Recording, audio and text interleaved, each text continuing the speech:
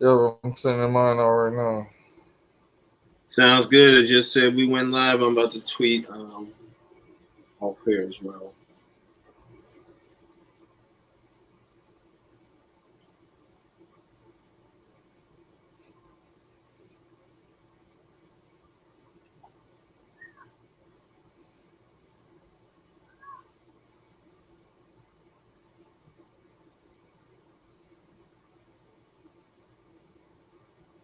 You can check for me, man. Oh, thanks. Yes. Yeah, we live now, bro. Let me know when you're ready. I'm tweeting now. All right, I'm sending mine right now. Oh, hold on. What Let you me been put. up to, bro? You been cooking on your side? Or Huh? you been cooking now that you've been at home, cooking dinner every night? I've been doing everything, man. We might as well cover quarantine life because I've been doing, man, cooking, grilling like every day and a half. I Grilling. don't even get it for 2 days. It's a day and a half. When it gets to like 9 o'clock, I'm like, man, I'm still about to grill. I don't even care. I'm so bored right now. Right. You been cooking? Yeah, I already was, but we've been cooking. Bree cooked tonight, but yeah, I just wish I had a grill like you. If I had a grill, I would legitimately cook every single night. Yeah, that's all I've been doing is grilling. That's the best part. And you get a whole bunch of leftovers from grilling too. So,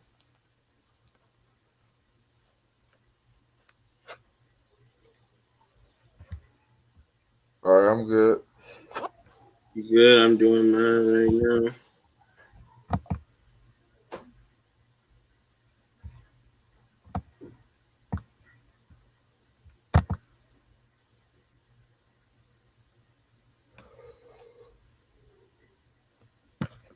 Well, let me tag you in.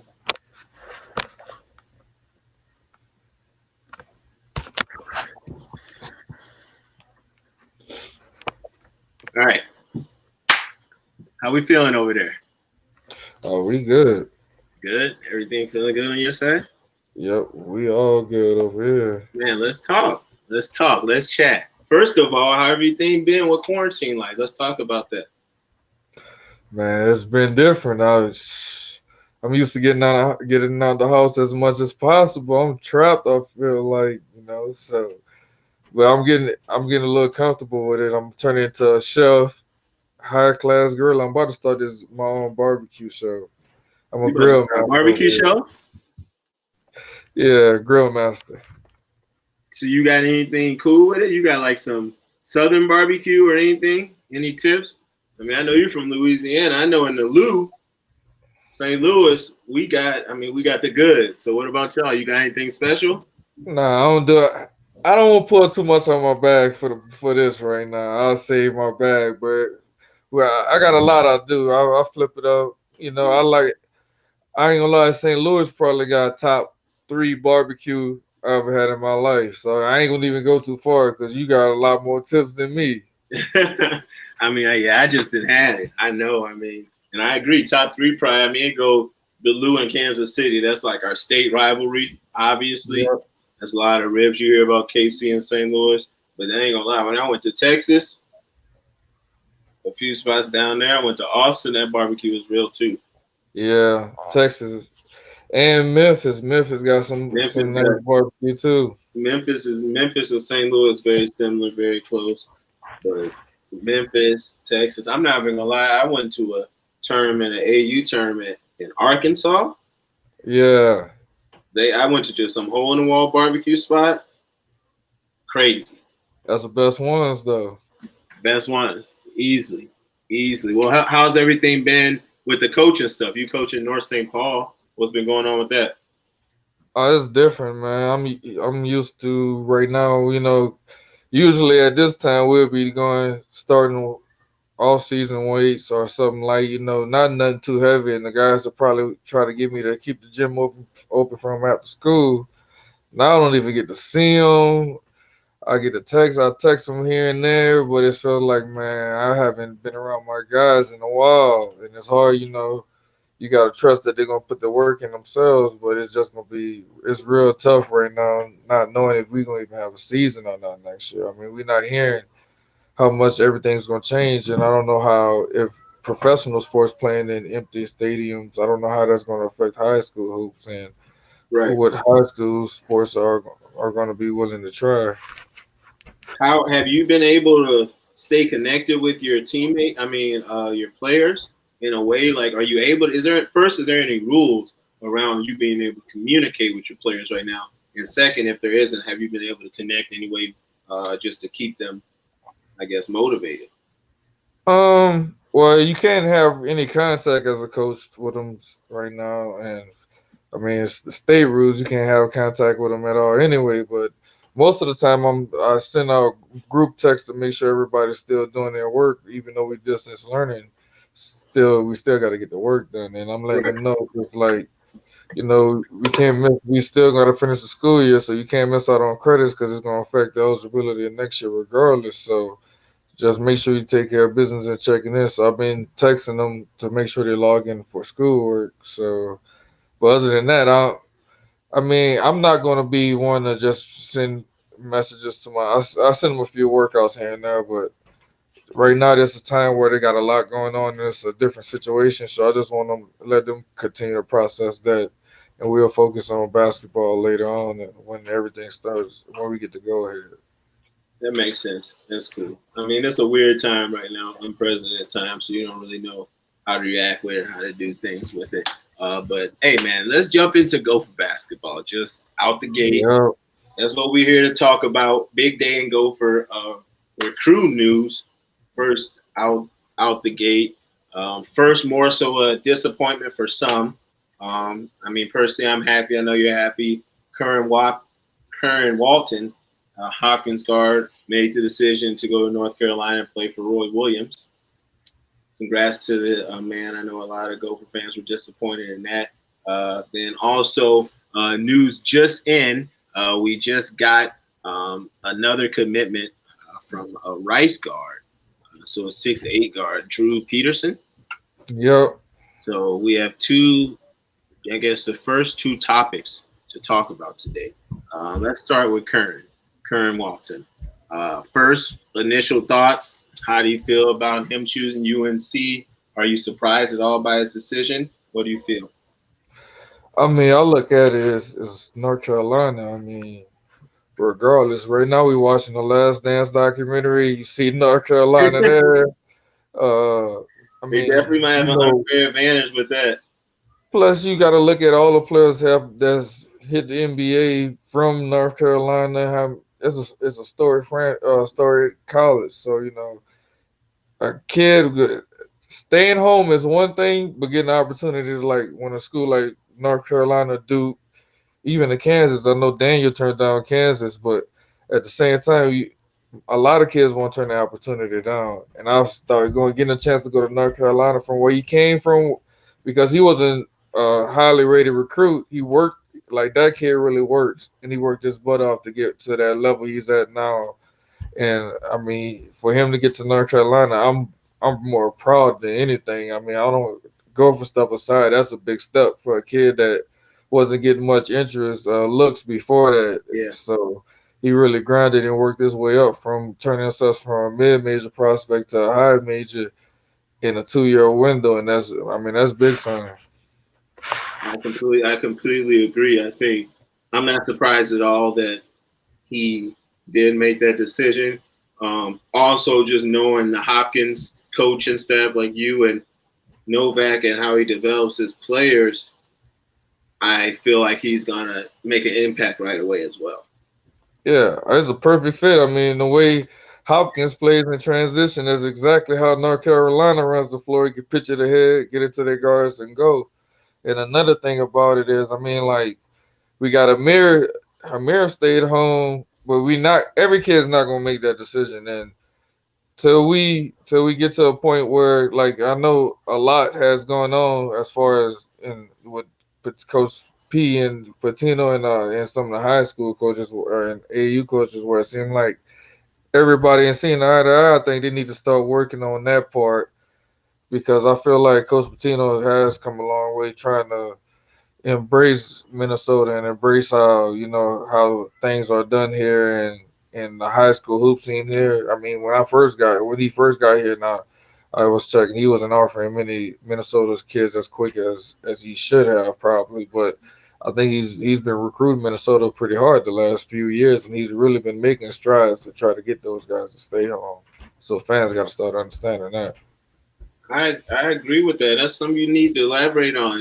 I agree. I mean, when I first got here, I'm one of the first 12 people that talked to Coach Pitino when he came to Minnesota because I was on the roster. He just walked into the film room and talked with us. And at that time, he was embracing Minnesota to an extent, but I don't feel it was like he is now. I mean, the man loves everything about it. He Yep. loves raising his kids here now. Like you said at the beginning, it did feel like, I mean, we got commitments East Coast, East Coast, East Coast right away, right? It seemed like that's what we were leaning towards. But ever since Yep. then, he has put himself out there and really recruited hard.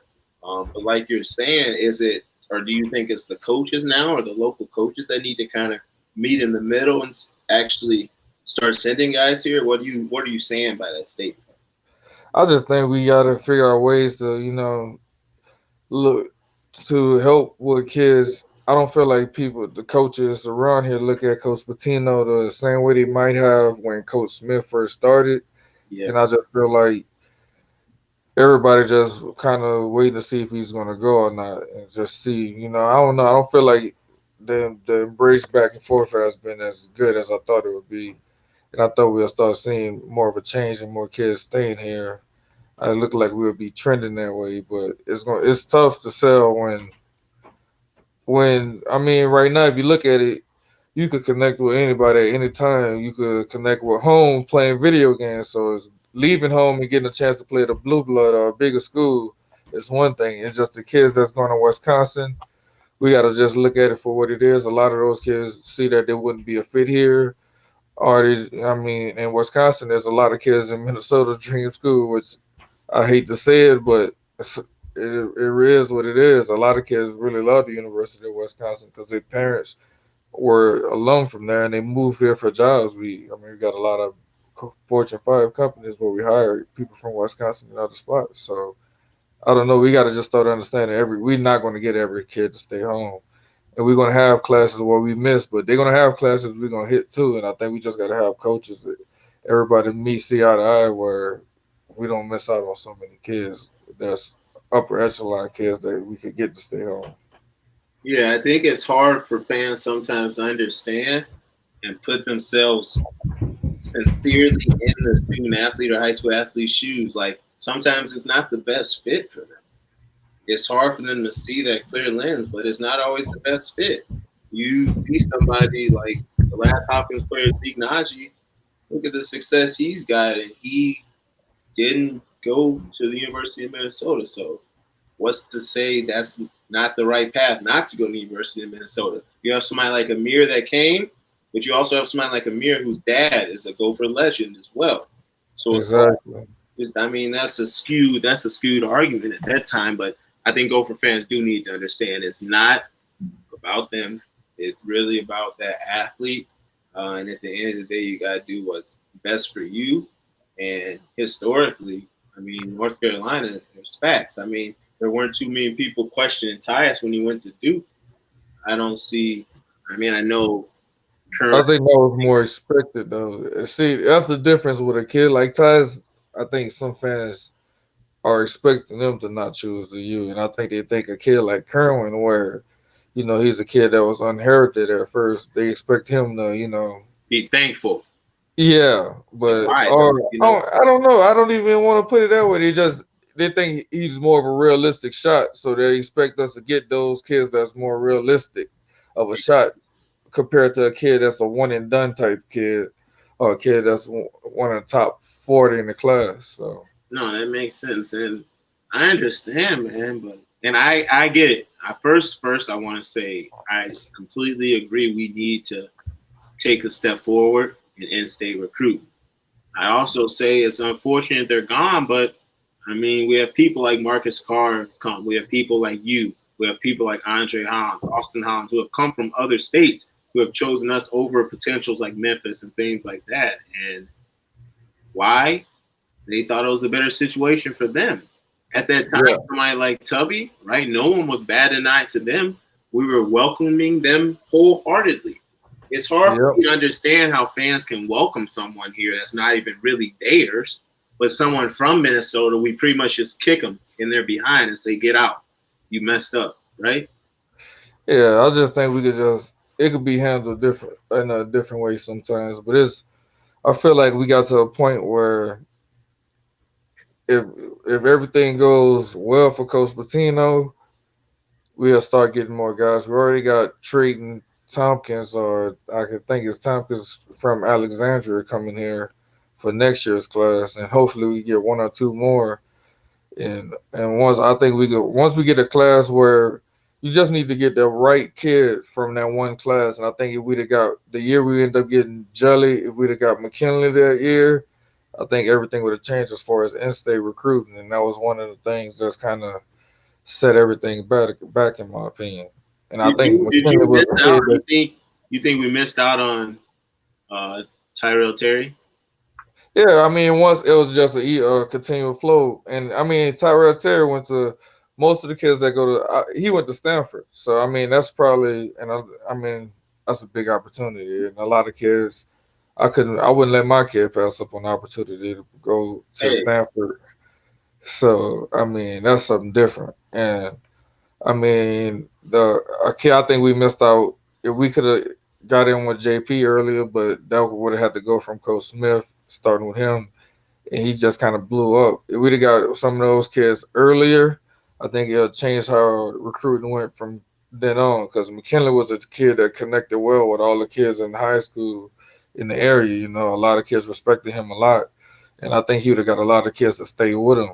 And it kind of like Daniel did with that 2017 class, and I think that's how if we start understanding, like I think if we get that next kid that could do that, if we get a kid like Trey to stay home, I think that'll change a lot for everything because I think he'll get a couple kids to stay with him. hopefully there's a chance we can get Trey. Hopefully, JP. I know we should have got JP earlier. I don't think Tubby really. I mean, little insight I know at least I have. I know Tubby didn't recruit enough. I found for JP, and then once Patino got there, JP was already committed because he committed early. Yeah, He committed before like junior year. He said before junior year. He said, he committed pretty soon, pretty quick, but yeah. So with JP, like that was tough. But somebody like a Trey, that would be big because what Trey does have is a connection with a lot of guys in his grade, hmm nationally and in state. yep, Um, Trey also comes from Cretan, which yep, is a very, with Tubby and even pre Tubby, I think the school was Hopkins. Like that was the go to school. Like you got yep. Joe, you got Rodney, you got Amir. Really, you got most Hopkins guys. And now I kind of see that with Dan. And if we can kind of get that, I see the coaching staff at Cretan really close with them in a lot of games now. So if we can get Trey and kind of build that there, that'll be big. I know Trey's pretty good at football too, though. So I mean, well, how you feel about him playing basketball and football in college? Uh, I like it. I think more kids should be playing all sports.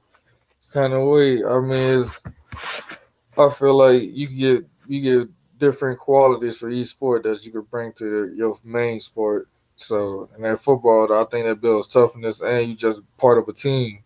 You'll stay almost game ready. So, I like kids playing football. I like the potential because the dude's very good at both. Uh, Yeah. I mean, if he wants to do both in college, at least for a year, for a little bit, I say do what you want to do. So if we did get to that stage, question for you: you think Coach P and Coach Fleck both will be going for that I know they talked about it with Jalen. So, with Suggs? Do you think they, if Jalen yeah, Suggs would have committed there, you think he would have been able to play both? I think they would have tried.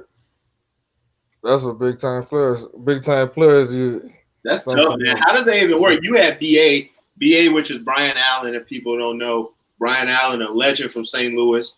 I played against him, man. You probably don't even know. Me and BA, when I was a sophomore, he was a junior, and he was a senior, and I was a junior. His coach and our team, like, we did open gyms 4 or 5 times a week. So I used to have to guard his quick self every day, and he was a bucket. But he with Tubby, Brian Allen was a football player and a basketball player for a while. How did that work during that time? You were there. I'm not gonna lie. If you were at our practices, man, this dude used to come in killing. It was the year, so we ended up. That was the same year that Al was in, end up being ineligible, and then Trevor and Royce couldn't play either. Yeah.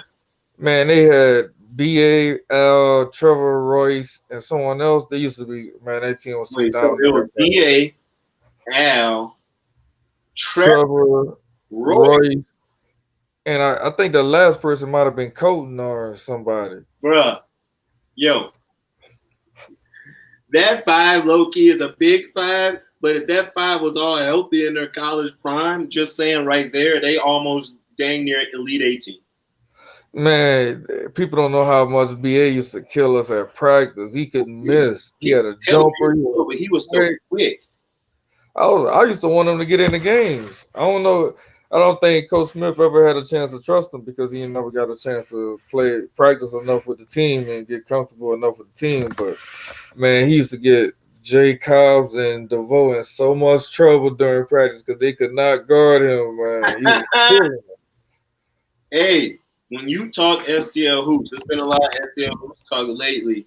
Like, and because everybody has a different route, like who knows what really happened at the U and what worked out for him. But when you talk straight game, BA is a St. Louis legend.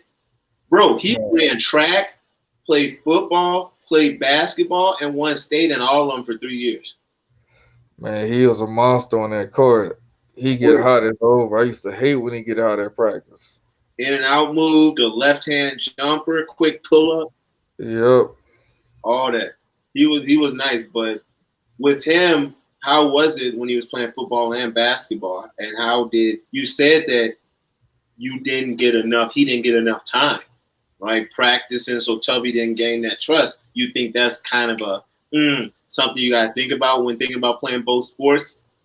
I wouldn't advise it unless you love football more. Okay. Because if you want to play basketball, the time you get is limited. Unless you just if you're a LeBron type boy, or even I can see Jalen being able to do it just because he's so naturally gifted. But BA is like a 5'10" guard, so it's different.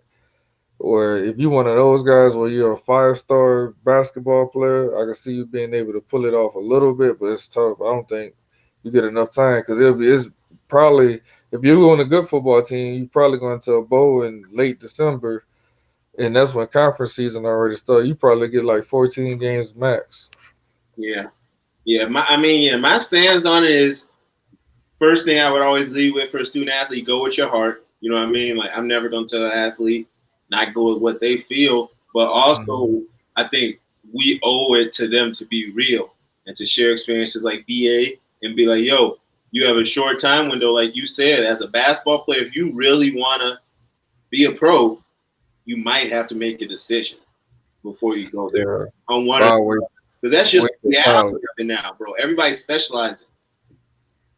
I'll wait till college. I think you don't have to I specialize in wait till high college, though. school. I agree. You should wait till college. Yeah, Why not? because I mean, all that stuff gonna be valuable in the long run. Man, I mean, there was something about it. Chip Armelin, a player during Tubby's days. It's Yep. something about a guy who, if people don't know, Chip was recruited by LSU for football. He chose to play basketball in Minnesota. When you have that chippiness about you, like you appreciate that on the basketball court Yeah. to an extent. So I think that's big. And I think that's a good segue into a next topic, man. Let's talk a little more about Gopher Recruit. We talked a little bit about the dwelling of what we've missed out on. Let's talk about some things that we've picked up along the way. So we're talking about headiness and toughness. First person I think about, Brandon Johnson, the latest recruit we got.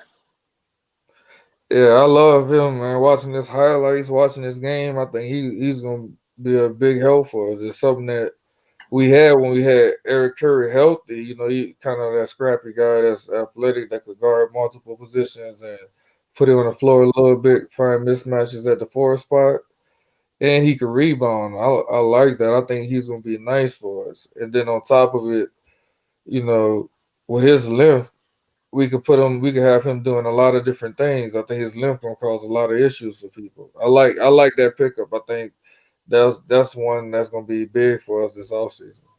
Yeah, I think that's huge, man. I like where he comes from. I like how much time he has under his belt. Right, I like those guys who have played all those years already in college to come over. Uh, they Yeah, understand it, and they have this mental, I guess, more so a motivation, right? Where it's like they've been somewhere, all the early jitters are out, all the seriousness, like it's there now, right? There's no question what they're doing, no fun and games really. Like it's like this is it. I'm coming here to win. I'm coming here to get looks. I'm coming here to make the tourney. So first of all, I just like that. He's gonna come with that seriousness, that consummate professionalism about him. And then second, man, his game. I think he's a four man. I said he was a three man to start, then Josh Adell, an assistant on staff, messaged me and said more of a four man. But what I saw was him on the wing putting it on the floor, which is even better. he's gonna just be a matchup problems. He's gonna be able to beat his man off the dribble. So I don't know how much you saw us. So you were overseas when I first started. 2012, though, Brandon Dawson came to Michigan State. Uh, oh yep. so Brandon Dawson was a freshman. We were a sophomore. Brandon Dawson was a four man pretty much, but he was playing a three man the reason I know he's a four man because when the next 2 years he started playing a four man, but they had Nix and Payne, Adrian Payne and Nix at the time. So they were stacked at the 5 and 4, and so he was just a mismatch, bro. Austin would be guarding him, Joe would be guarding him, and they would just be getting put in the box on the post. Yeah. I see us being able to go big with him, or even we have the newest recruit, right? The Rice guy. How you feel about him? 6'8". Man, his highlight tapes look nice. I think he's gonna bring a lot. We're I feel like he's gonna bring a lot of what I thought Peyton Willis was gonna be able to bring off the dribble. Yeah, Like he gets to the rim, he passes the ball. I feel like what Patino's doing recruiting lately is gonna really change how the program could go forward if he gets more opportunity. He's been recruiting like smart, hardworking, tough kids that could just read the court with the ball. And I'm watching the highlights of Peterson, and he drops dimes. He could pass that thing, and that's good to get because I feel like last year we only had Carr that could handle and pass, and we were lacking that. I mean, I thought Willis would be able to do more of that, and we were lacking a player that could do that. Having Peterson that could help out, handle the ball with that 6'8" height, so you can see over the defense, mm-hmm. and another player with length. Man, that'll be a nice 3-4 combo. Yeah. I mean, I encourage Gopher fans to go look up his highlights. Drew Peterson, Rice. I know a few people have tweeted. You'll see a lot of them. And I mean, highlights are one thing. You gotta see full game film, but you gotta be able to break down the scenarios he's in and his ability just to create. We were just looking at his highlights, just to be able to create off the dribble. What he's able to do, right? So what he's able to do, create off the dribble, get to the rim. Like you said, he's long. Uh, Feldy, I mean, very unfortunate. Like this COVID time, like how many years does Drew Pearson have left? I think he has two more. He's a Okay. sophomore. So good, a couple more years, but it's gonna be big for him to get in the weight room as well. I'm seeing the size he has and his ability to get to the paint and see people is big. Man, But you know more than anybody, if you can't withstand that strength in the Big Ten in the paint, you'll get knocked off. You're killed, and you can't make that pass. And that's something Marcus is good at. Like Dre Hollins, I talked to him. He practiced with Marcus. He talked about how Marcus is very low key, strong, and can get in there yeah. and do that. That's why he finishes so well because he's able to get into people's body and absorb the contact. And think about Drew being able to add on that weight. Hopefully, so Coach Feldy, which was there with us, Steve Feldy, he'll be in the weight room with him a lot, I'm sure. But he finishes above the rim too.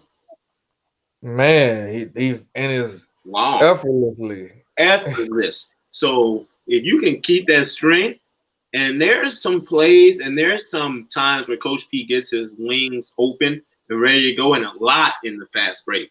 His 2 and 3 always run the lanes, right? And so being able to have both him run the lanes and go and score in transition, that'll be huge. But I mean, And he got, I mean, he's a shooter too, so his catch and shoot gonna be able to. He's got a lot that he's bringing to the table. I'm not saying, I mean, he shot only 32% last year, but right. he's knocking down shots, and he's knocking down some deep ones too. Yeah, I like him opening the floor up as well as Brandon Johnson opening the floor up for Gabe a lot.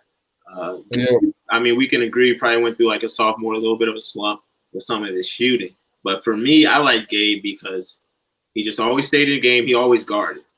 He always defended.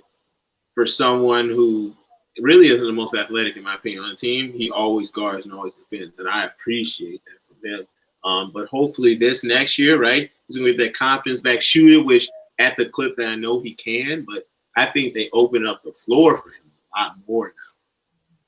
yeah, and I think Peterson being able to pass the ball is gonna help too because I know I love Carr, but sometimes he missed Gabe at times where he could have pitched it to him for a quick three because he was trying to create, just create something. And I think just having another person that could create and that could dish that thing off where he's not creating to always score, going to help Gabe out a lot where he gets more open looks. It was only two people that everybody keyed in, last year. To have two more that's going to be able to do more things, bring more to the table, I think that's going to help out a lot. And we still got German KD too. Let's not forget that. Let's not forget German KD. And let's get to the returners in a second. Let's finish these recruits, this little recruit analysis. So one of the biggest for me, somebody I'm most excited for, and that's only because of the highlights I saw, but Liam Dobbins Yeah, from Drake. So just me personally, I understand as a big man to really make an impact, there's a few things you got to do really well, and he does them all well. Set screens, rebound, soft hands, and score over the shoulder. I mean, if you can do all those things, you're a solid 12 and 8, 12 and 10 guy with the sky being the limit. I see that with him, and even a little bit, and I don't want to stretch it because this man's almost a national player of the year, but he reminds me a lot of a Luka Garza in a way. How do you see his game, and what do you know about Liam? Yeah, I mean, I was talking to one of my guys. He's a D1 head coach. One of my teammates, he's a D1 head coach in the Missouri Valley. Yes. And he was talking to me about Liam. And the first thing he said, man, he's a pro. Like, he's going to be all Big Ten at least twice. Now, once he said that, I said, shit, you only got 2 years left. So, I mean, you only got 2 years. You think he'll get all Big Ten both years? I'm gonna go. I'm gonna take your word because he doesn't throw that around too often. There's a lot of kids. There's a lot of players where he's always kept it. He always been honest about it. He has a guy that's entering the draft now, and he said he's a legit NBA player, but he just need a little bit more fine tuning. But he's not gonna lie about it. He said this guy's a all conference NBA draft pick. So this is a credible source. There's a credit from he's never sold me on a kid before. He's usually more pessimistic about some of the he's not gonna just say any kid, he's not gonna just throw around NBA draft pick. Is Liam a real straight 7-footer? Yeah, I've from everything I've read, everybody say he's a 7 footer. Might be 7'1", honestly. Hey, that's tough. Yeah, so His I game mean having that length, even what's the guy that was here? Stockman, even he affected the game in the is time he was long and in. big. Yeah, so having a guy that's more skilled and he was one of the top shot blockers in the country and Let's and be real, bro. He's gonna get the keys right away. yeah, and I mean and big men have always have done well with Coach Patino. Even Big Mo first year with Patino, Mo had some a real good year. So I mean, he, even in a way, I mean, even Elliott had some big games when we were looking. I mean, we look back at that Indiana game too. Like yeah, him and Elliott played in ways, and that's real. I think what Coach Pitino does in his offense is sets those bigs up well in transition. His 4 and 5 men, they're running the lane. They're either setting a high ball screen in transition for the wing, rolling, popping, and they get them moving well, where it opens them up to work if they just play their play their part in that role. So I think Liam can be huge, man. I honestly see him. I see him dang near almost averaging a double double. yeah, he's gonna put up close to 8 rebounds, about 12 to 14 I say points. 14. Yeah, I say 14 because I see him getting 6 points off rebounds. true, I see, and I mean, he fits in the Big Ten style of play too. yeah. He fits in well with that. Man, I hope Coach Pitino's got to take advantage of gang rebounding. Like that's how Michigan State sets themselves apart. When you have a 4 man like Brandon Johnson, like Michigan State always has that can kind of wreak havoc on the other side of the block. So it frees up Liam to get rebounds. But then you have this 6'8" wing that we have coming in. Gabe is a smart player, so he needs to start crashing as well. Marcus is a great rebounding guard, but and one person staying back, that's going to be huge for them. And then, I mean, the next recruit, a guy I'm really high on, Jamal Mashburn Jr. I mean, Jamal Mashburn would be good too, but Jamal Mashburn Jr. Yeah, man, Jamal, I think he's gonna be one of the best players we bring in a long time. Just and it's not from skill, just overall. He brings everything intangibles. Ryan James was live tweeting one of his games, and every highlight he looks like he was doing the right thing in the right place, doing all the little things to help his team win. And he's tough, and he could finish, and he could just do so many different things, and he could shoot. Like when you got a guy that shoots with the same form every time, and the ball doesn't touch the rim, it just goes straight nets. That's how you know you got a dead eye shooter, and I think having him on the team, just being able to shoot, upset other teams' guards from his defense. He's irritating guards, be able to make smart plays, be able to read screens, be able to move without the ball. We need it. That's the type of player we need, and I think he's gonna help out a lot. We have Gabe, but we need another guy that could do that at the same time. Be a defender, a pest, and at the same time help out spread the court, be able to play without the ball. He, I completely agree 1,000% with everything you said. I was able to see Jamal Mashburn Jr. a little bit in Nike EYBL in the summertime. Loved this game. When I heard Coach Pitino was recruiting him, was happy about it. When I saw he was committed, then I was overjoyed because I really thought about him being in that situation. What I liked about him, super heady type guard, right? Yep, Strong, not going to take anything. 2 feet in pain, he's not going to get knocked off. I love his leadership on the court, though. Coach Pitino yep, always referred to Austin Howes as a consummate professional. I see him being the next person Coach Pitino refers to him as. Jamal Mashburn Jr. just walks around like he's already in the college scene, right? yep, You're a coach. You know when players walk into a tryout where they're just there, right? We're watching The Last Dance right now, like easy to compare, like Michael Jordan, the way he had his mental, right? We're talking about that approach to the game. And I think a lot of that obviously comes from Jamal Mashburn Sr. and preparing him. And you know a lot about Coach Pitino, but Coach Pitino, from what I heard, because Tubby actually coached under Rick Pitino, hmm and Rick Pitino also talked to us in Madison Square Garden, and so I know Rick Pitino coached Mashburn Sr.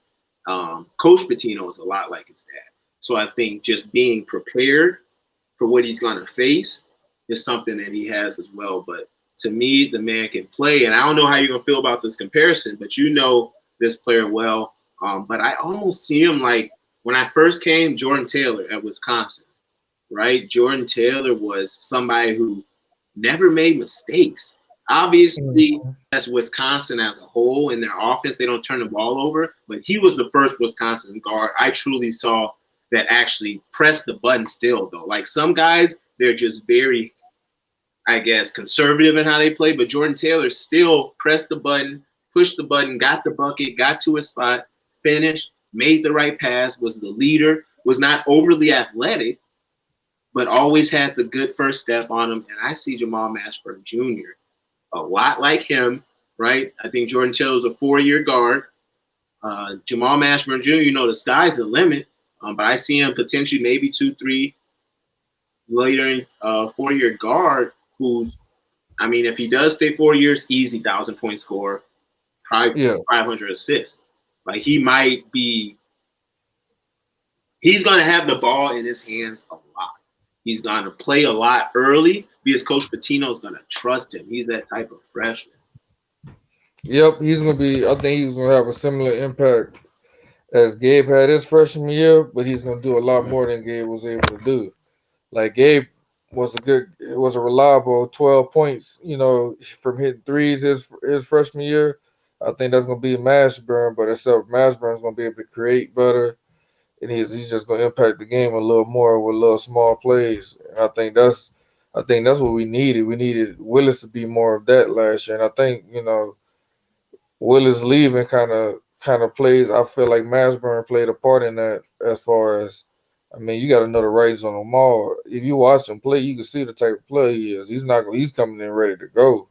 Like Ready? you can just see his whole demeanor. He's got a demeanor like I'm business. Hey, there's no playing around. I'm coming for this spot. No doubt. Like he, in Jamal Mashburn Jr.'s head, he expects to start next year, and he don't care what position. If you want to play a combo guard, I sincerely think he'll play a 2. If you want to play a point guard, I sincerely think he would play the point. And we don't know, but I think he's got that. He comes from that East Coast grind, that grit. You know what I mean? I play with a lot of those East Coast guys. They got a grit to them. That's how they play, right? He played at Brewster. He played for PSA, so he's got that. You know about both of those programs. You know about those players that come from that. And that's what I like about Patino, too. Being able to get that East Coast connection still. We're not getting, no matter what you say, we're not getting Jamal Mashburn Jr. Patino's not our coach. His dad is Patino. Rick Yep. Pitino coached his dad. So we're not getting him no matter what. I know you want to knock him about in-state recruiting, but we're not getting him if we're not getting that. So it's big we still have that connection, but it's still huge we keep that in-state recruiting. But you talk a little bit about Gabe and some of those returners, man. I have a question for you. Who has the more important season, or whose season is more vital for the Gophers' success next year? Gabe Kalsher or German KD, Alex Illian? Um, I think Gabe is gonna be more important for the season as far as we need him to be reliable. But if German KD play, German take KD take another step. I think our potential to be good is going to be way greater with him compared to if Gabe takes another step. What do you Like Jimmy KD could be one of those players that we need. That's a matchup problem and cause issues just from being long and tall. As far as Gabe, I don't think he's going to be able to have the same impact that Jeremy KD could have with being a rim. I don't know. I just think he'll affect the game more if he could take a next step, especially if he's able to play more on the wing, where he give us a tall wing where he could create matchups and we could work it where he could play the 3. Brandon Johnson could play the 4, but Brandon Johnson could guard the 3 on defense and play the 4 on offense. So it's just a lot of different things we could do with those lineups. And we could even go bigger where we could play like Carr, Peterson, German KD, Brandon Johnson, and Liam and all in one lineup. That's a lot of length in one lineup, and it's all guys that know how to rebound. So we got so much more potential if German KD take that next step. And I think Ian gonna take that. Ian Isaiah take that next step. I think he's there, but I don't know how it's gonna be now with all this stuff here going on with the coronavirus, where you don't know how much guys gonna be able to get to put the work in. But if he was able to put that work in, I think he's gonna take the next step because the game starts slowing down for him at the end of the year. Yeah, man. I'm gonna get it in the gym with him because I think he can take that next step. He has the game. We saw the glimpses of the threes he would make, right? He would get hot. And all that shows is He has the potential to have a dead eye shot, right? You talk about Yep. Ashburn Jr., very consistent shooter, has a very dead on shot. German KD has the ability to do that, but he's got to put the repetition in, spot shooting, 10 makes each spot till you go to the next. Every day he's got to do that this summer. And I think he's just got to play.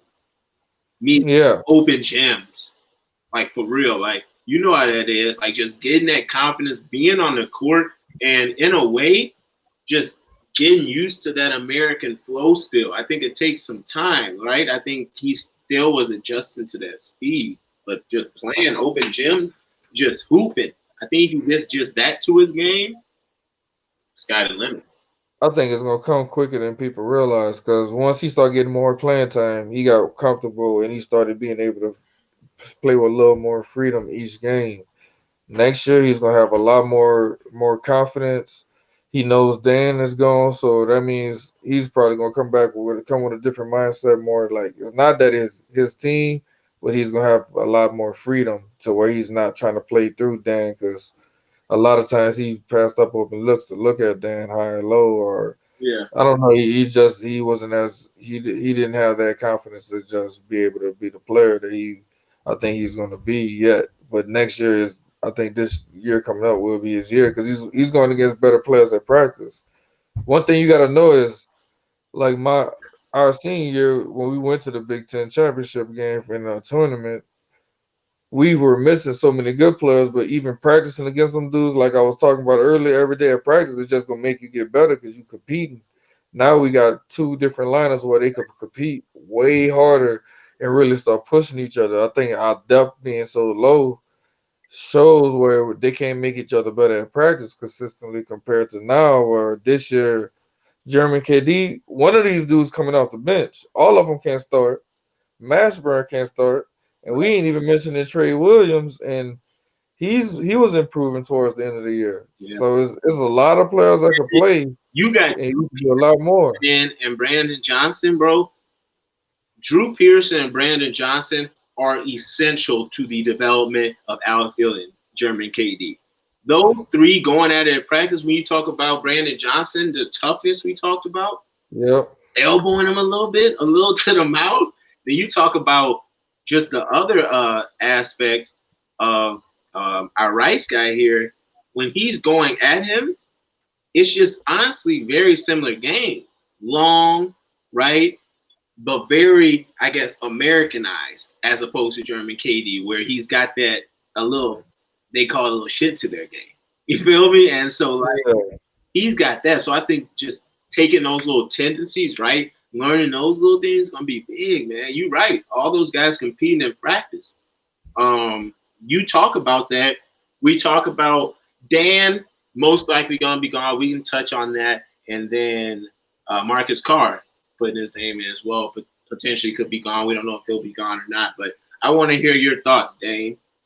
Think about it right now. It's hard to think about right now, but throw out a starting five right now for next year with Marcus if he comes back, and without Marcus if he doesn't come back. What's your starting five? And I'll remind you, right? We've got Liam Robbins as the newest transfer. We've got Brandon Williams, right? Who else we got on here? Brandon Johnson. We got Drew Peterson, Jamal Mashburn Jr. Then the returners, obviously, Gabe Jarvis. You talk about Trey Williams. We haven't talked about him yet, but Brian Greenlee Jr., I mean, obviously somebody that's going to be a big player when he starts getting that trust. You talk about a Sam Freeman, a younger guy. We haven't talked much about him, but Martise Mitchell. He's somebody that's coming from Chicago, like you talked about. He played for McUrban, so he was in the EYBL. So he competed with potential lotto picks as well. So looking at that potential starting five next year, the only returning starters, if Dan and Marcus are Oh, Dan's gone. who? Dan's already gone. Dan, Marcus returned. you think Marcus is returning? So we got Marcus and Gabe. Who else fills up the starting lineup? Marcus, I think it's gonna be Marcus, Gay, um, Peters, ooh, Peterson, Johnson, and Dobbins. and I think Peterson's gonna start, but it could be German KD quick. But I think Peterson's gonna start right away just because he's a little more polished. But I can see the lineup even changing by the end of the year, where that bigger lineup I was talking about get a lot more minutes. Where I'm not saying get. I mean, now we got more flexibility Yeah, with playing different groups, and I think that lineup I say with Dobbins, Johnson, Peterson. I'm still kind of want to say German KD because I think German KD should be the starting three, but I think Peterson's just gonna get it. And Gabe and Marcus. I think that lineup a better starting lineup than we had last year. Honestly, I know that sounds crazy thinking about with Dan being there, but it does sound crazy, but in a way, it doesn't. In a yeah, I mean, great, because I feel like we upgraded over Willis, right? in my opinion, and then German KD from last year was, I mean, Demir too. I mean, Demir started most of last year. We upgraded. I feel like Johnson was a better transfer than Demir. Watching it, Johnson just got a toughness about him. I never seen that same toughness out of Demir on highlights, and at the same time, Johnson's better at getting at the rim and finishing at the rim too. Yeah, I think last year, Dan being so good almost handicapped our offense in a way where last night you saw in the Last Dance, Doug Collins had an offense geared towards Mike Jordan. Then we come in and we had more of the triangle offense. Last year, bro, it was straight Shaq and Kobe. Like, Yes, it turned into that, and in a way, it was great to see. But in a way, we all knew if Dan get in foul trouble, if Marcus get in foul trouble, if Marcus gets tired, right, it's a wrap. This year, I completely agree with you. We upgrade the starting line with what we have. I know it's a huge miss on Curran Walton, but bro, we had more guys that can put the ball in the bucket, compete on both ends. I think that opens up the floor. We have somebody like Marcus, if he does come back, bro, Marcus has game. There's no doubt about it. But being a point guard, it is 50-50 in my opinion. 50 game, 50 mental, right? You got to have that mental. And so Marcus is going to, I think, grow. Like you said, sometimes he needs to make that pass. I think if the assistants get in the lab and get in the film room with him, he's going to make that pass. But I like this roster more. I completely agree. oh, I do too. From top to bottom, I think it's a better team, and I feel like this should be a year where we finish top five. Like I don't, I know it's gonna take time from everybody to gel, but I expect the growth to happen from in the non-conference. We might take a couple lumps because that's a lot of. I mean, this whole situation is gonna be weird. I know everybody think it's a make or break season for Coach Patino right now, and I think I don't know this is gonna sound weird, and I'm not. I don't have any ties to Coach Patino at all. But I think regardless, he should be able to get 2 years. Just because this year is just weird. We're gonna have to try to get a whole squad gelled without any time. I know we not gonna have kids on campus for the summer, so now none of our freshman guys gonna be prepared. Even a guy like Peterson from Rice, if we can't get him here for the summer, he's not gonna be able to put on weight in the weight room. Yeah. And I think it's, I mean, and Johnson, I mean, all those guys, they still could use that summer weight training where you could get to build that camaraderie because you ain't struggling together, you dying together in the summertime, getting stronger together, and also you get a chance to play and practice during the summer. That's summer practices where they could get a chance to instill some of the defense because I think defense is gonna be the most important thing next year. Like I think we could take it up another notch with this unit defensively with more longer athletes, where we could do different defenses. Like at Louisville, Patino's dad used to run 2-3 at times, throw in a mix a change up. With the length we're gonna have next year, we could throw in change ups and kind of get set teams off. Because I think that Iowa game, they got too comfortable and got on the run. I think we should have just threw something different at them a couple possessions just because man, we're not doing nothing offensively, so we just should have threw something different at them just so they could have to make a quick adjustment. In a way, this is more of a Patino built team. I agree. Yes, and from top to bottom, I think this is the most talent we had since I mean, I've never seen a Patino team since he's been here that where they could go past 7 deep. Most teams he had, he only played 7 players, and when he played eight, the eight person wasn't always a person ready to go. No, I agree. So, And when you talk about your starting lineup, which I agree with, Marcus, right? Marcus, yep, we have Gabe, yep, who you have at the three. yep. Peterson, So we have Peterson, yep, Marcus, Gabe, Peterson, Brandon, Johnson, Liam Dobbins. yep. That's a solid five. Then you have off the bench, you first got to look at the returns. In my opinion, Trey and Brian have the trust now where they could be a part of an 8 or 9 man rotation. So I'm throwing both of them in there. They could. I'm gonna be honest. I don't see. I think Brian Greenlee's not gonna get as much time He's because I think the big thing is Mashburn's a one. They got to develop Mashburn to be the guy. If they want Mashburn ready to contribute this shit, and they want him to be the guy of the future, so they got to get him his clock. 6 man. Huh? 6 man Mashburn. 6 man Mashburn. German KD the seventh. 7 man German KD.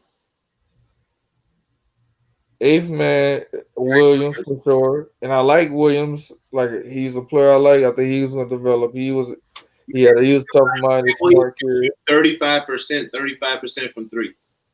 Yeah, see, so he's gonna be an improving player. And then the ninth man, I'm forgetting somebody that returned last year. I mean, I don't know if I'm ready to put Green. I don't know. Greenlee might. That's a lot of guards playing. got those 8. So let's look at those 8 playing strong. And then you look at, and that's probably going to be the strong rotation. Yeah. And then whoever else gains the trust, you're looking at a Greenlee. You're looking at that freshman. Who knows what he brings? Martise Mitchell, because he's long. He's long. He can block shots too. Protect the rim. If Patino's feeling that, you bring him in. Mercer, you got disappointed a lot with. That's who I forgot. Jarvis. I knew I forgot something. And Jarvis will be the ninth man. He'll still get Jarvis 4-8 minutes, and he'll run. Compete. Yes. So I forgot about Jarvis. That's the other person I was thinking about. So they could go 9 deep. Going 9 deep shouldn't be an issue. Where Jarvis could give minutes. German they got players that can play multiple positions too. Jarvis could play 5 if he has to. Johnson could play if they want to go small. He's long enough to guard 5s when he goes small. Right. If we needed to go that matchup route. We got German KD could go play 5 if a team goes small. I'm not saying if he gets strong and get in the weight room, I think one more summer he will progress enough to be ready from a strength standpoint. That's why I think he's going to take the next step. Yeah. I know. I agree. Yeah, he looked different from the beginning of the year to the end of the year, just from continuous workouts. You know. What as far as players next year, and who's I guess we're looking to as far as making the biggest impact coming in, who would you say is off the top? New guys, newcomers. I think Dobbins, he's got to. I mean, we need a production. We need someone that could somewhat replicate what Daniel did last year. Yeah. And we're going to need Dobbins to be that guy to protect the rim. Even though, like, the best year we had, Reggie was there to clean up everything on defense. Because the thing is, and that's something I don't know what they're going to do to work on that, but our guards don't all always stay in front of their guys. Where they're like, we get beat a lot off the dribble for some reason over the years. Right. And when we had Reggie to clean everything up, man. Well, and that's a way, and a little insight into Patino's defense, and like that's how big Patino had it down there. And I also think Coach B strayed away a little bit, but he pushed back to it with Dan. That's why you saw Dan get so many blocks at times. He just wants to speed up guys. Like when he runs that press, when he has those long guys, he wants to speed you up and then hit you off the glass. That's why Patino, when he had like Gorgie Dang and players like that, they would block that thing off the glass. Then Peyton Siva, right? He would be out pushing it. He would be pushing up the floor and everybody would be ready to go, right? Russ would be ready to get his bucket. And so guys now, that's why I say as a more Patino-equipped team, if they can speed guys up and have Dobbins knocking it off the glass, even long guys, other wings too as well, speeding them up, that's going to be huge for them. But yeah, I see him being a shot blocker, a rebounder, and Dobbins can score over either shoulder. That is Yep. something that is, as a coach, as a former big man, you definitely probably worked on it scoring over your right shoulder, right? Going left. I'm looking at Dobbins. I think that's probably why your guy's saying he a pro. He can easily score over either hand. He can open up with the pivot either side. That's huge as a big man. And he got potential to hit it from three because his form isn't too bad. Not too bad. And all Dan did was just get reps. Get reps. Yep. But I think even though I said Dobbins, the other player that I think that's gonna be we gonna need to have a big impact is Mashburn. Another reason why I think that is because we need to start pressuring guards, like you said, full court. Yeah. He does that every possession, no matter what, and that could give Carr off the point guard and let Carr. We need to get Carr sometimes some rest off the ball where he can rest off the ball. And we don't have to play him a million minutes this year. There's no 40-minute a game thing this year. Bro, we We can't shouldn't have. ruin the kid's career. Yeah, and we shouldn't have to play him 40 minutes anyway. He should be Right. only 30 minutes, 28 to 32 max. Max. And I think they have the rotation now. Honestly, man. And maybe he could have given a little more trust to O'Brien or a Trey Williams last year, but they just didn't have enough guys. Like they were 6, 7 deep at games. I mean, that's how it's been though, pretty much the whole time. Even the year they were good. Yeah. Basically, the year they were good with Reggie and those guys. Hakeem Springs was Right. pretty much. Who was else coming was off the bench? Him and Curry. They were the only two really doing much off the bench that year. Right. But that starting five was so solid, and what if Reggie did get in foul trouble? That 5 was enough. And I mean, where the two that came off the bench didn't even have to get as many minutes either way. They just were more guys to give people breathers. Right. But that was a strong starting five, and I think we got back to that type of potential where every guy could win a matchup any given night. Where you got we don't know who's gonna be who's gonna be the go-to guy. From what I see, I think we're deep enough where we're gonna be able to have multiple people impact the game at different times, and that's even why we were good the year Gabe freshman year because we had 5 solid players, even though we were starting that mirror out of position. We had 5. Our starting 5, even though people kind of were down on Dupree. Dupree produced for the most part. He wasn't as bad as people think he was. No, yeah, what Dupree did for us, man. I think we have that too. I think we have the potential, especially when you say with the Marcus. Speaking of Marcus, man, how do you feel about Marcus declaring? You're saying that you think he'll come back. Why do you say that? How do you feel about him at least testing the waters? Oh, because I'll say he's coming back because I don't see a team drafting him. I can see him maybe doing a two-way thing if he doesn't like going to school and but at the same time, and if he feels like there's no point in coming back because he's not going to improve his stock, I can see him doing that two-way thing also. But I mean, from what they got coming back, I think he'll do a lot better raising his stock if they played, and because he's got to realize too we won't have Daniel, which we had last year. Now he's gonna be the focal point of the offense. Because last year we had Daniel, and he still put up numbers with Daniel on the team, and he's got more shooters around him. So now that's gonna open. He's gonna be able to get average at least 19, 20, and 10. Yeah, I mean that's legit. He's gonna be a solid 20 and 10 guy this year because he just got so much around him. He could be. Dude got game. Yeah. He got to stay in his film room. He got to make sure he understands when to make that first pass. But he's got to keep that same killer dog, in my opinion, which is when he gets that ball on the break or he gets a rebound, bro, he gets to the rack. He's got to push that thing every time. And now because you're right about that. Around him, if he can kick it out, if he can push it and get it back, sky the limit, I think. So, yeah, I agree. Hopefully he does come back. And then Dan's a done deal. He needs to go. I agree. Yeah, Dan's not going to. He signed the agent. He's good. Signed, sealed, and delivered. Out of here. Yep. Out of here. Well, also, I guess we looking at who's coming back. We looking at the recruits. We got one more roster position to fill. That's the coaching spot. It- Yep. we got one more assistant coach position to fill, so we're waiting on the latest from Coach Patino on that. You're in the coaching circuit. You're in the high school scene. You know some people. What are your thoughts? What type of guy do we need to bring in to, I guess the obvious headline is help in-state recruiting, but also just develop guys. What do you think? You got any guys in mind? Do you know about what type of profile we need?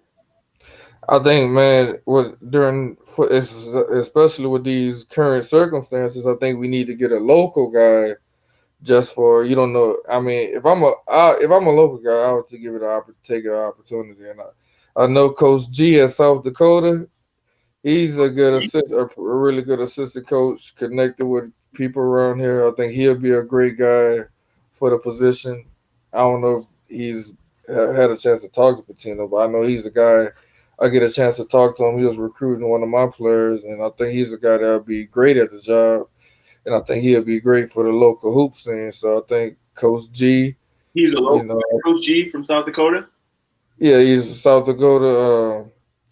I don't even want to murder his name, but is Kajo, his brother Kajo. Who's over with the Lynx or the T Wolves basketball academy right now? I think. Yeah, yep. Played- And played- I'm gonna murder his Coach G's last name trying to say it. That's the reason why I'm not gonna try it. But Gamili Agalebe, something like that. He's a former Tartan grad too, so Yeah. I probably murder his name, but man, he'll be a great coach here. I know how much he's grinding, how much he works. He's just got that work ethic. He got everything there. He's got all the potential to be a big coach here, and it probably will help our recruiting and everything out. Any other local guys besides you? Yeah, I love to do it. I mean, that's something one of my future goals is to get into college coaching. So as soon as I mean, the way I look at it right now, I'm enjoying time with my wife and kids, but my wife thinks it's just a step I need to take soon. So if I get an opportunity, that'll be great. But I think they got a couple AAU coaches I'll look at too. Al Harris from D1, man. I mean, you just look at it. Kerwin, they putting a lot of guys out there. That's a good, good to have one of those guys. And this guy Al Harris worked real hard, Dawson and Garcia. he's really earned that opportunity to get a look. So he'll be a guy I'll look at too. But for sure, those two guys I like. I think we need something like that. Someone local, somebody that where I mean, you got potential to have someone that could even stay here and be part. I'll look at it even no matter what the situation is. It's just a good opportunity for both of them, and I think they could make it. Everything falls in place. They could make it work, and it could be a thing where we go in more years where we having more success getting people locally and more success on the court. Yeah. Yeah, we gotta get that. I think some of the local guys is huge. I think Yep. AU coaches, all that is huge. I think Yep. high school coaches, all those players, we gotta get some of them. They're gonna be the biggest ones, and hopefully he does tap into that market because that's the biggest thing. The ones that already have those relationships, they're not forced anymore. So somebody that respects others, that's gonna be huge, man. So we're gonna see, man. But I'm just excited about some of the players we got. We're gonna have to tap in soon again here. Anything else shakes up, if anything else shakes out with some of the players we have. But I mean, both I think you and I agree. These guys we got coming are huge. They're gonna be huge additions. What up? They're gonna be huge additions. He was not gonna let me be away from it. So They're gonna be huge additions. So I appreciate your time, though, bro. I appreciate your time talking through it. Hopefully, if we get another assistant coaching update here soon, maybe we have to pop in, tap in. If we have another recruit come in, we might have to tap in. But you might vote for the assistant coach at this time. I appreciate that. But yep, I hope we get a pretty good one, man. Because I think this is the time where Coach Patino's in year. seven or eight, it's time to take the next step. And I think we need to just look for ways to take that next step. And I think we got the group to do it as far as the players we got. For sure. I think this is it. Like you said, maybe he needs that 2 year expiration and what he can do with these guys. But the guys they have in, the Dobbins, the Johnsons, they do what you said, man. I'm excited about them. They all can go. At the end of the day, they all can put the ball in the hoop. They don't need Yep. a screen. They don't need an offense. If you can give it to each one of those guys we have coming in, they have a go-to move to get a bucket. And not all college guys have that. So I'm excited for it. And let's see where it goes. All right, man. I appreciate you having me on. For sure. Appreciate it, bro.